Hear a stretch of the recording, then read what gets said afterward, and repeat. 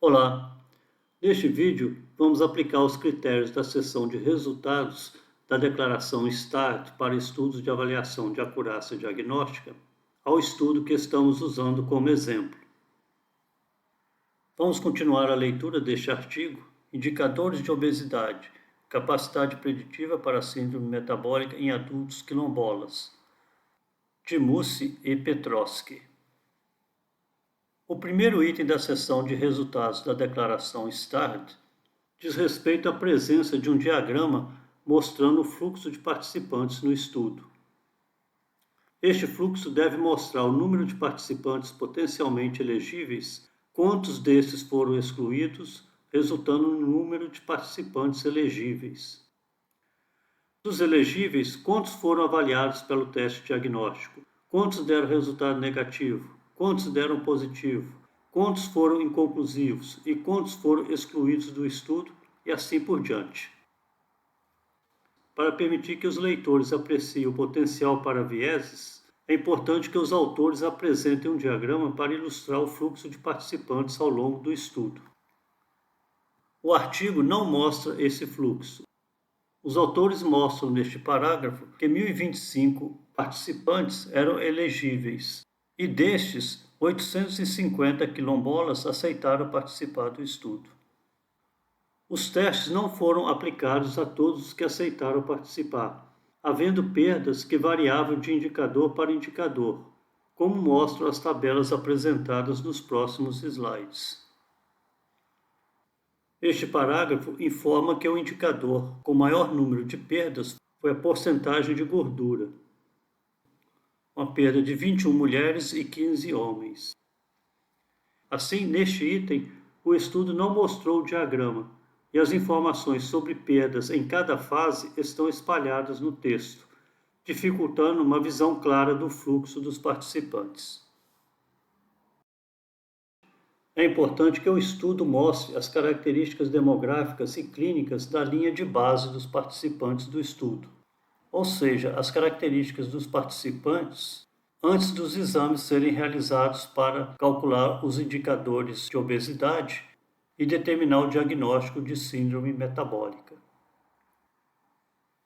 Uma descrição adequada dos dados demográficos e clínicos dos participantes do estudo permite ao leitor julgar se o trabalho pode abordar adequadamente a questão do estudo e se os resultados do estudo se aplicam à pergunta clínica do leitor.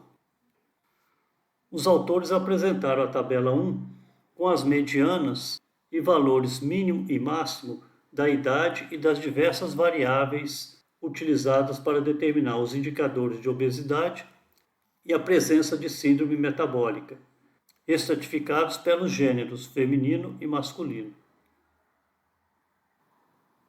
Este parágrafo também reproduz dados sobre a distribuição da idade e gênero.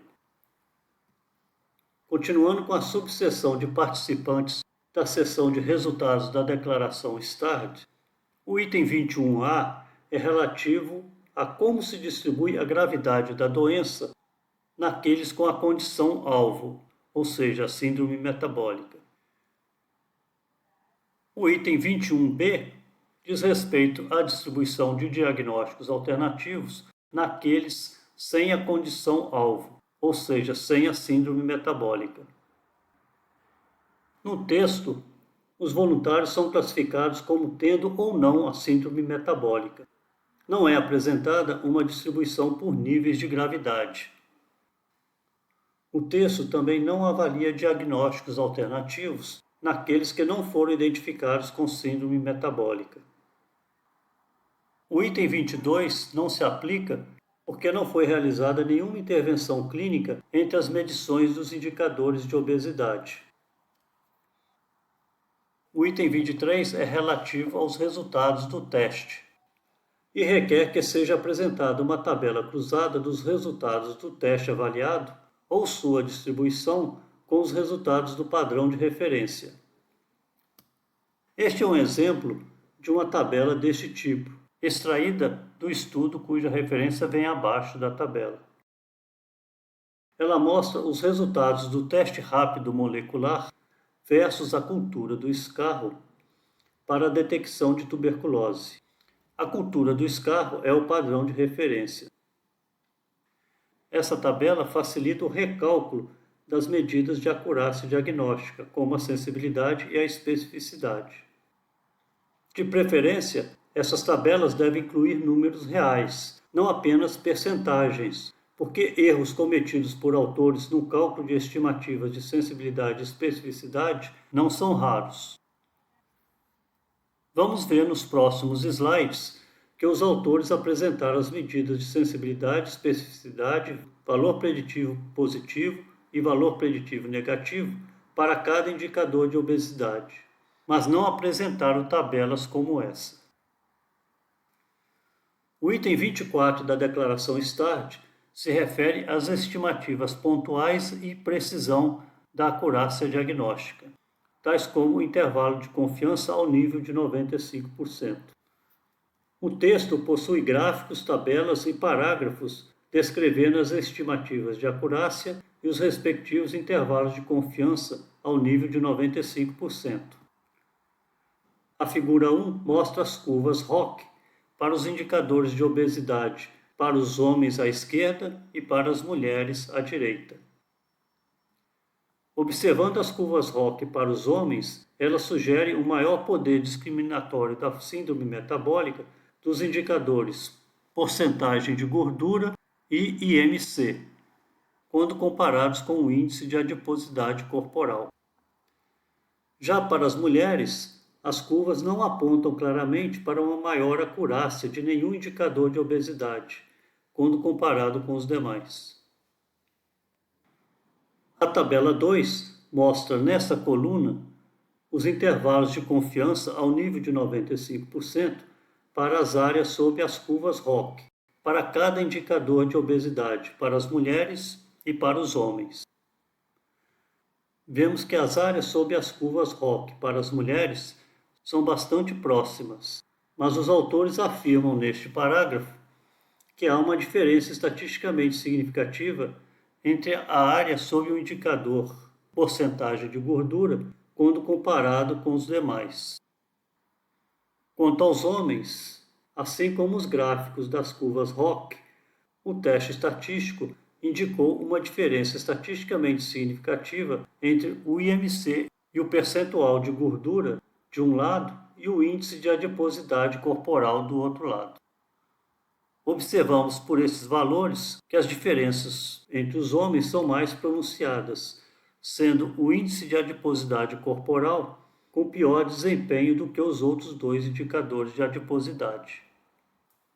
Continuando com a tabela 2, esta coluna define os melhores pontos de corte dos indicadores de obesidade para a predição da síndrome metabólica, com suas respectivas sensibilidade, especificidade, valor preditivo positivo e valor preditivo negativo. Este parágrafo faz uma descrição desses resultados para as mulheres. Este outro parágrafo descreve os pontos de corte, sensibilidade, especificidade, VPP e VPN para os 3 indicadores de obesidade para os homens. Novamente, é importante ressaltar que todos esses pontos de corte foram estabelecidos após a realização dos testes avaliados e, portanto, podem ser excessivamente otimistas e não serem replicados em outros estudos. Além disso, os valores de VPP e VPN são calculados para esses valores de sensibilidade e especificidade, e tomando como prevalência de síndrome metabólica a prevalência observada no estudo. Os valores de VPP e VPN são bastante dependentes dos valores de prevalência do diagnóstico na população de interesse. O último item da seção de resultados da declaração START diz que o estudo deve informar sobre quaisquer eventos adversos decorrentes da realização do teste avaliado ou do padrão de referência.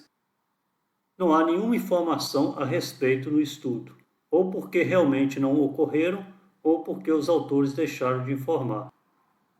Tanto os exames laboratoriais quanto as medidas antropométricas utilizadas no estudo para determinar os indicadores de obesidade e a síndrome metabólica não são procedimentos que tendem a gerar efeitos adversos. No próximo vídeo, vamos aplicar os itens da seção de discussão e outras informações da Declaração START a este estudo. Até lá!